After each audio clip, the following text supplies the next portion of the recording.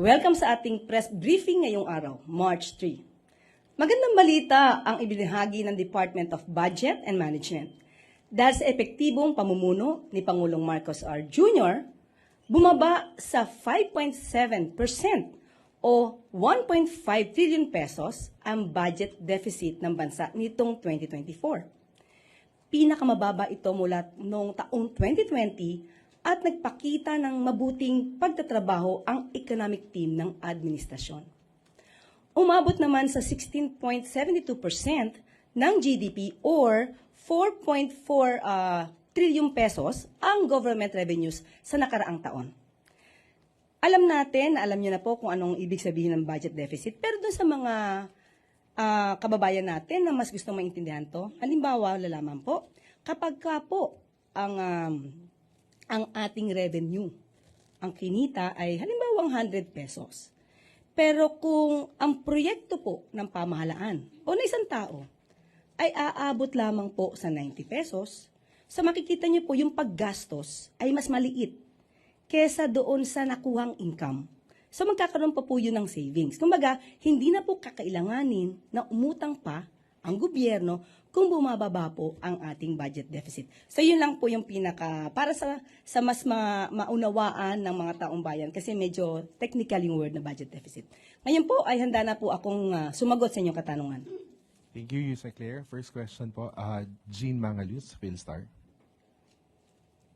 Good morning po. So, over the weekend, U.S. President Trump's confrontation with Ukraine President Zelensky shocked the world. Does the palace feel nervous about the country's allyship with the U.S. following the shift in attitude when it comes to Ukraine? Sa ngayon po ay wala pong reaksyon ang Pangulo, ang Palasyo. Mas mabuti po kung ating aalamin ito sa ating DFA Secretary Enrique Manalo. Following the change in the U.S.'s position in the Ukraine-Russia war, do we still feel confident that the U.S.'s position in the West Philippine Sea will remain the same? Mas maganda po na ganun sana ang mangyari, pero as of now po, tangi lamang po si DFA Secretary Enrique Manalo ang mas maganda pong makasagot po niyan para mas detalye po. Thank you. Ana Bajo, GMA News Online.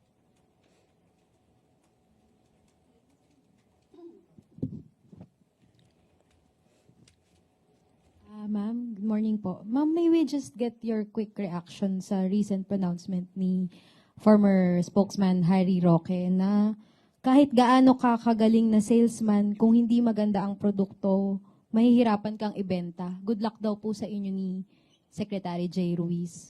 Naniniwala po talaga kami na mahirap ibenta ang bulok o masamang produkto. Mahirap po talagang ibenta kapag ang ibinebenta mo, kailangan mo pang linisin ang mga sinasabi. Mahirap ibenta ang mga tao na ang lagi nababanggit ay joke lamang yan. Hindi po kami salesman dito. Kami po ay messenger. Ang salesman po kasi kailangan na maganda ang bokadura mo. Kailangan na ibenta kahit na minsan ay hindi totoo yung mga sinasabi mo para lang mabenta ang isang tao o isang produkto. Okay, sa amin po, messenger kami, hindi po kami nagbebenta ng Pangulo o ng gobyerno. Pinapakita lamang po namin at inilalahad namin kung ano ang maaaring makuha ng taong bayan sa ating gobyerno, kung anong pwedeng itulong ng ating gobyerno sa taong bayan. So hindi po kami salesman, kami po ay messenger. Ma'am, on another matter lang po. Ma'am, meron pong report na isang media company kung saan isa sa co-founder, si Jay Ruiz, ang nakakuha ng 206 million na halaga ng kontrata mula sa PCSO. Ilang buwan bago po siya maging PCO secretary. Hindi pa po ba nagda-divest si Secretary Jay? Meron, ang batas naman po natin ay allowed po mag-divest ng shares or interest sa anumang kumpanya na pag-aari niya within 60 days from the time na siya ay nag-assume ng position. So, yan po ay parating na po at alam naman po niya yung batas at lahat po naman ng gagawin natin dito ay dapat naaayon sa batas. Thank you, ma'am. Clay Perdilla, PTV4. Good morning po, Yusek, Senate President Cheese Escudero refused to comment on your opinion how to fast-track Vice President Sara Duterte's impeachment trial. Ang sabi niya po, patawarin na lang natin siya baka bago pa at excited pa. Okay. Your reaction po. Yes, opo, masayang-masaya pa po ako na nadinig natin dyan kahit hindi pa po tayo nagkakasala. At hindi ko pa po alam kung ano yung nagawa nating mali. Patatawarin niya na tayo. Maganda pong gesture po yan. At kung sinabi po niya excited po ako, aminado po ako. Excited ako. Excited ako every second of my life. Hindi lamang ngayon, sa araw-araw ay dapat maging excited. Lahat po tayo, lalong-lalo na po yung mga taga-gobyerno dahil meron po tayong task o obligasyon na dapat gawin para sa taong bayan at para sa bansa. Hindi ko po ikakaila na halos araw-araw ng buhay ko, hindi lamang po ngayon, excited po ako. Thank you, Yusek Claire. Tuesday New.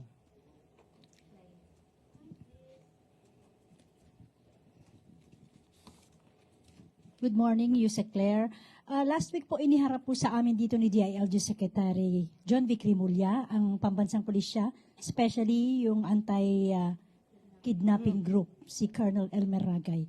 Lumabas po nitong weekend from PNP na hindi naman daw po pala anti-kidnapping group ang nakapag-rescue doon sa 14-year-old na foreign national na bata, kundi ibang grupo. Hindi po kaya nabigyan ng fake news si Secretary Rimulya na siya naman niyang naibahagi din o nai-report kay Presidente. Dahil iba nga po yung lumalabas na balita ngayon. Eventually, parang ang may third party raw po na mayroong partisipasyon kaya po napalaya yung bata. Okay. As of now, kung yan po ang nababalita, titignan po natin, i-verify po natin kung ano po talaga ang katotohanan dito. Kung ano man po ang katotohanan, manggagaling din po yan sa amin. I-confirm lang po natin kay Secretary John Vic Rimulya para po mas detalye ang ating pagsagot. And then Santos, Net 25.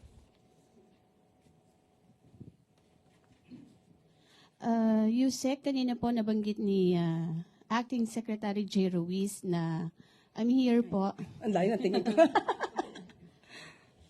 na kailangan po pag-aaralan yung pagkakaroon ng regulatory body sa social media para maiwasan po malabanan yung mga fake news. Can you elaborate po regarding dun sa kanya binanggit na medyo hindi po kasi masyadong kompleto kung paano po ang gagawin natin?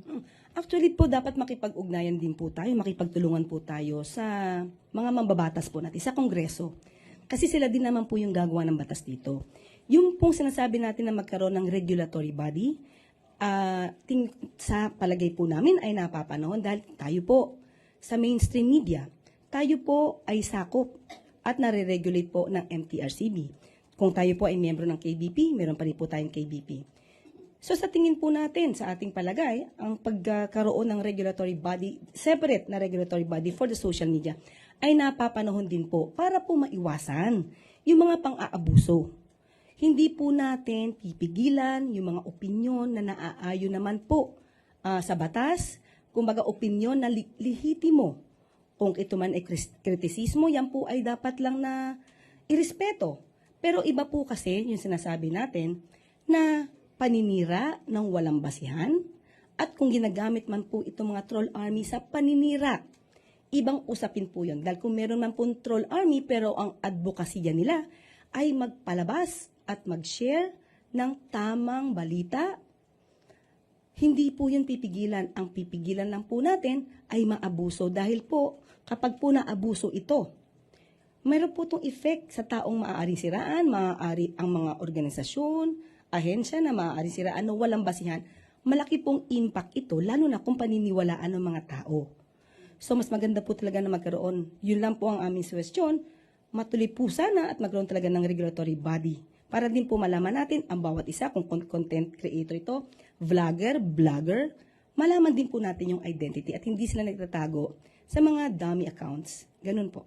Sa tingin niyo po yung ginagawang hearing ngayon ng Quadcom ba yun or Tri-Committee sa Kamara, tamang-tama para maipurso po itong pagkakaroon ng regulatory body. Kung sabi niyo nga, kailangan dumaan sa paggawa ng batas? Opo, napapanahon po ito dahil hindi na po biro yung mga ginagawa po ng mga troll armies. Sabi nga po natin, kapag ka po kasi binabayaran lang ang mga tao para magsalita ng paninira ng walang basihan, hindi po yun freedom of expression. Kasi binubulungan lang sila ng taong nagpapasweldo o nagbabayad sa kanila. So kakaiba po yun sa tinatawag nating freedom of expression. Ma'am, ano lang po, since medyo baka matagalan pa po kung magkaroon ng batas, hintayin natin. Ano po yung mga immediate na mga plano ng PCO para malabanan ito? At meron na po ba tayong mga ebidensya, mga documented na magpapatotoong itong mga vloggers na itong particular na lumalabas sa document, talaga pong mga troll armies ito, mga fake news lamang yung kanilang Sinasabi. ginagawa at sinasabi. Actually, syempre po, bago po tayo magbintang, alam naman natin, we have to presume them innocent until proven guilty. So, ang bawat isa po, kumbaga, i-verify muna po yan bago sa atin sabihin, ay, parte ka ng troll army. Kasi wala pa po tayong batas patungkol sa sinasabing troll army. Ito lang ay mere description kung paano yung kanilang ginagawa. So, pagka po na-verify, let's say po, tayo nagsasalita dito, at sandamakmak na po ang kumakalaban, at nagpapakita at nagva-viral na mali. Mapapansin niyo po, kahit yung ibang mga organisasyon ay nagpa-fact check. So kung kakayanin po ng ibang mga pribadong ahensya or korporasyon na magkaroon at magsagawa ng fact-checking, ganun din po ang gagawin ng PCO. Pipilitin po nating maayos po yan at mas isagawa na maayos. So far po wala pa kayong na-verify na masabi na ito talaga ay nagpapakalat ng fake news, troll army po itong mga ito. Wala pa po in particular, pero inaaral na po namin, kaya po yung mga ibang mga sinasabi nating fake news ay atin pong sinasagot hanggat sa makakaya natin. So hindi naman din po kayo kabilang doon sa mga masasabing nagpapakalat din ng fake news since wala naman po palang mga verified batayan yung inyong mga sinasabi. Ganito po yan. Pag sinabi po nating fake news, alam niyo po na meron na kayong naging basihan. Fake news, alam na natin kasi may dokumento. Halimbawa, sinabi ko po, si Miss Pia ay dalaga. When in fact, there's a record na she's married. So, sinabi ko, dalaga yan. Is that fake news? Of course, kasi may batayan. So, bago naman po namin sabihin na fake news, dapat meron po kaming batayan. Thank you po. Thank you. Evelyn Quiroz, Filipino Mirror.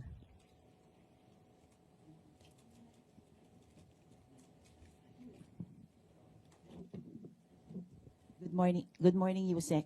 May mga lugar po sa bansa na nakararanas ng mataas na heat index, gaya ng Palawan, Nueva Ecija at ibang parte ng Quezon City. Nagsuspend na din po ng klase yung ilang area sa Kamanava dahil po sa inaasahang mataas na heat index. Pwede pong malaman kung may mga preparasyon, action or contingency plans po ang pamahalaan dito. Opo, nagpalabas na rin po ng pahayag ang DOH patungkol po dito. At yun nga po, nagpapaalala ang DOH laban sa mga sakit na may kaugnayan po sa init na nagiging laganap na po sa matinding temperatura. So as of now po, i-calculate pa rin po namin yung iba pa po na mga action plans patungkol dito. Pero nauna na po ang DOH na magpalabas po ng kanilang mensahe patungkol dito. Tina Maralit, Manila Times. Good morning, ma'am. Ma'am, Major General Nelson Morales has reportedly been reassigned to head the Philippine Air Force's Air Education Training and Doctrine Command. Is this confirmed and may napili na po bang kapalit si Pangulo bilang bagong hepe po ng Presidential Security Command? Nung nakita ko na ito ay maaaring maging issue today, tinanong ko po, wala pa po talaga sa amin na ibibigay kung ano man po ang direktiba o order patungkol po dito. Kapag ka po, meron na po, pangako ko po na ilalabas po agad namin kung ano man po yung pinaka-latest na balita patungkol po dito or any order or memorandum. Okay, ma'am, another question po.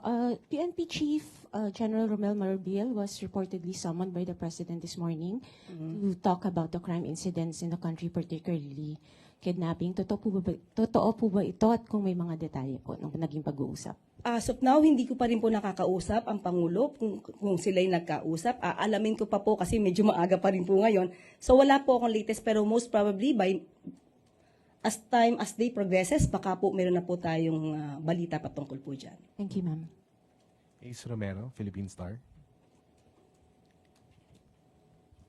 Yusek, balikan ko yung heat index. Considering na kasi simula pa lang po nung taon, Marso pa lang, ano yung nakikita ng Malacanang na potential na epekto nito sa ating ekonomiya? Okay, kahit po hindi pa po namin napag-uusapan, dahil sabi nga niyo po, ngayon lang po talaga nag-i-start. Pero syempre po, lagi po maghahanda ang pamahalaan patungkol po dito. Kung ito po ay makaka-apekto sa ekonomiya natin, ay tayo po ay lagi maghahanda tungkol dyan. Pero meron na bang assessment kung gaano kaseryoso yung magiging epekto dito sa ating goals, sa targets? Opo, wala pa po ako wala pa po kaming report kung gaano ito makaka-apekto sa atin mula sa Pag-asa. Pero yun na nga po, extreme caution po ang sabi ng Pag-asa na dapat nating gawin. So siguro po after this, kapag po nagkaroon po kami ng meeting, kung ano po ang gagawin ng Pag-asa, DOH at ibang ahensya, ibabalita po agad namin sa inyo. Daryl Esguerra, GNA. Good morning, ma'am. Ma'am, may we just get Malacanang sa reaction to there are claims or narratives being peddled on Chinese social media apps saying that Palawan is historically part of China. Okay, pag ganyan po tayo mga issue, mas mabuti po na alamin natin ito sa DND at saka sa DFA at para po mas kumpleto po ang aking masasagot sa inyo. Christian Yesores, Radyo 630.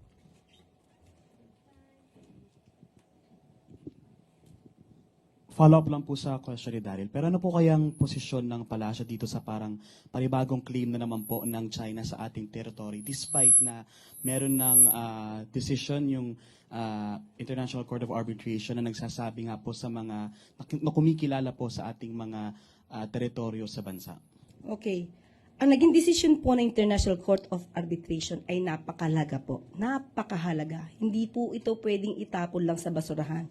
Ipaglalaban po natin kung ano ang ating karapatan sa ating teritoryo at sa ating maritime rights. Katulad po na nabanggit nung nakaraan po ng ating Pangulo. Kung ano man po ang kanyang demands sa China patungkol sa Typhoon missiles, ganun pa rin po ang ating stance. Left Narciso, DZRH. Good morning, Yusek. Ma'am, may reaction po ba ang si Pangulo or ang Malacanang dun sa ulat na di umano yung mga Chinese spies ay may donasyon sa PNP? Okay, as of now, pag-aaralan po natin yan. Kung ito man po ay naging donasyon, in good faith, kailangan po talaga natin malaman dahil hindi naman po masama ang tumanggap ng donasyon. Okay, sa panahon po ng pandemya, nabalitaan po din natin na marami po natanggap na ambulance, na mga sasakyan, tama ba, ambulansya, especially Davao City. Parang marami na ibigay ang China sa Davao City sa panahon po ni Mayor Sara at the time. Wala pong masama kung tatanggap tayo ng donasyon if it is done in good faith. So kung ito naman po pala ay parang ibinigay, pero merong kakaibang dahilan for that, kailangan po nating imbestigahan yan at kung sino man po yung mga tumanggap na mga opisyal ng LGU, dapat siguro po malaman natin para hindi na po maulit kung sila man ay nagagamit, kung hindi man nila alam na nagagamit sila. At may allegation din, ma'am, na yung mga Chinese daw na gumagawa ng illegal sa bansa, may mga padrino na o mga kumpare sa top brass ng PNP or Intel Group. Hindi po yan pababayaan ng Pangulo. Talaga po kapag kabugan yan ang balita at nakarating sa atin yan, kailangan po talagang imbestigahan yan. Hindi po to dapat palampasin. Ivan Mayrina, GMA7. Yusek, I understand you mentioned that Secretary Ruiz has 60 days to divest upon assumption to office. Clarify ko lang, has he already divested or is he still in the process of divesting? Sa pagkakaalam ko ay in the process na po kasi piniprepare niya po yung kanyang mga papers regarding And that. does the Secretary have a statement on, of course, allegations? No, not allegations, but those who are pointing out that there is clear conflict of interest in this situation. Yes, kung meron pong conflict of interest na ngayon na siya ay na-appoint as secretary, ng PCO, talagang dapat matanggal po yung conflict of interest. Kaya kailangan niya pong mag-divest. Kung naman po ang mga naging negosyo niya ay hindi pa po siya na-appoint secretary ng PCO, so wala naman po tayo nakikitang mali doon dahil kailangan din naman po niyang kumita. So ngayon po na kami po ay na-appoint, kailangan po talaga mag-divest kung ang interest po ay may conflict. So kailangan po talaga mag-divest. In a chance interview this morning, binanggit din ni Secretary Ruiz na may binabanggit po siyang leakages dito sa Presidential Communications Office. What can you tell us about these leakages, intrigues, and how does he intend to get to the bottom of this and respond to it? Okay, hindi ko po yata nadinig. Sa inyo po sinabi yun? Kanina po. Sa inyo? Okay. Siguro po siya na po yung mas maganda sumagot niyan. Hindi ko po nadinig at hindi ko po alam kung ano yung ibig niya sabihin.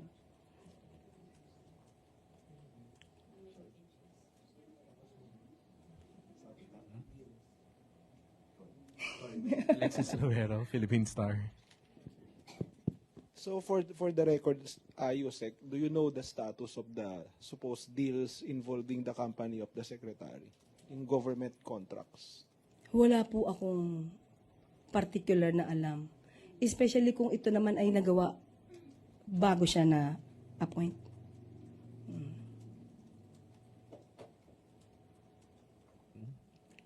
Eden Santos, Net25.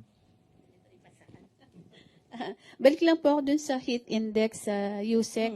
Kasi po alam naman natin na sa nakalipas na mga taon ay matindi po ang naging epekto ng tag-init, yung El Nino sa ating mga magsasaka, even sa mga mangingisda po. Ano po yung mga hakbangin o plano ng ating pamahalaan habang hindi pa ganun katindi ang epekto nitong tag-init sa sektor po ng agrikultura? Ma'am, as of now talaga po ay hindi pa po kami nakakapag-usap patungkol dyan. Pero kung ito po talaga ay nakikita po, nababanag po ang matinding epekto po, kikilos po talaga agad ang ahensya para po matugunan kung ano man ang magiging problema sa mga susunod ng araw ng itong napakatinding init na nararamdaman natin.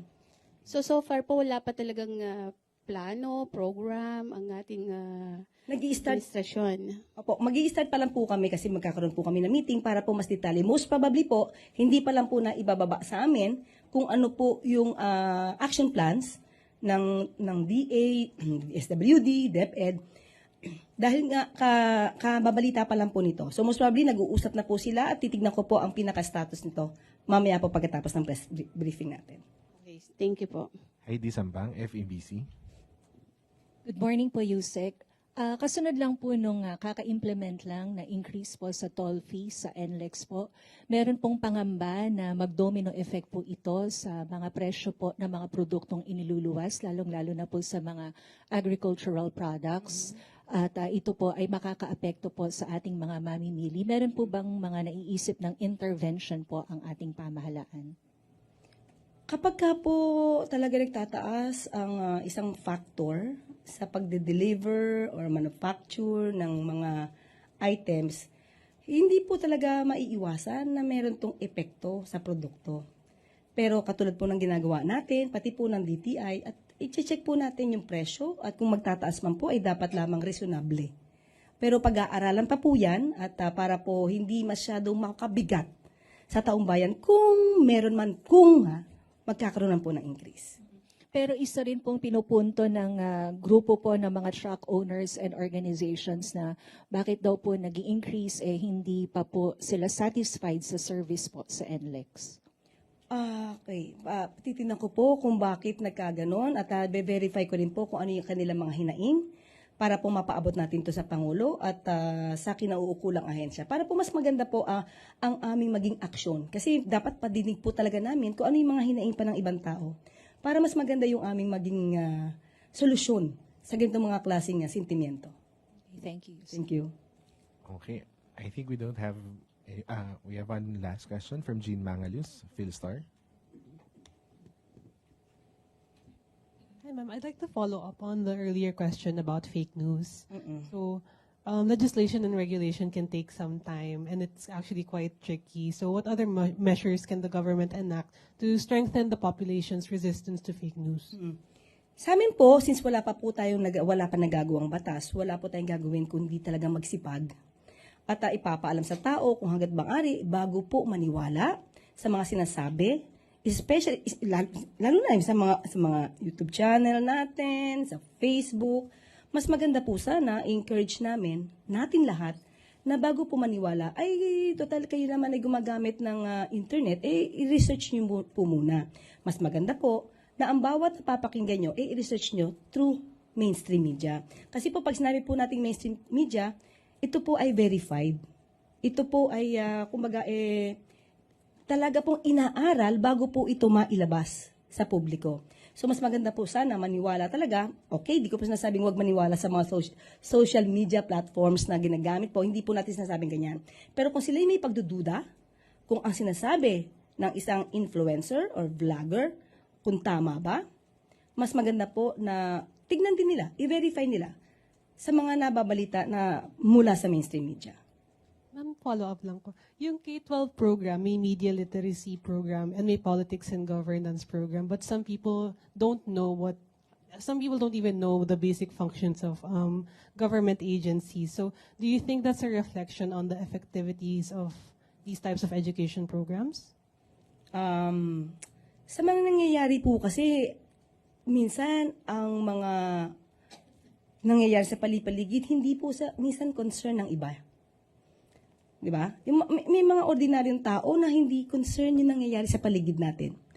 Mas preferred nila na manood ng mga katatawanan, even that will make them happy, that will make them smile.